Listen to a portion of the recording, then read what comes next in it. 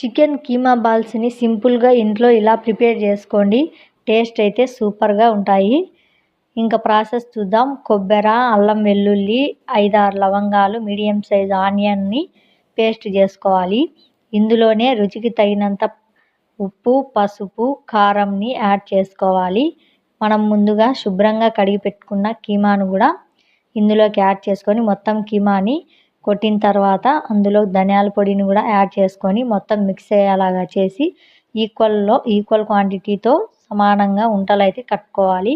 1.5 గ్లాసుల వాటర్ని బాయిల్ అయిన తర్వాత 1 టేబుల్ స్పూన్ ఆయిల్ వేసి ఈ మరుగుతున్న నీటిలో ఉంటలను వేసి మీడియం హీట్లో కుక్ చేసుకొని ఫైనల్గా ఆయిల్ తేలేంత వరకు వచ్చిన తర్వాత బాగా దూరగా ఫ్రై చేసుకొని తీసేసుకోవడమే.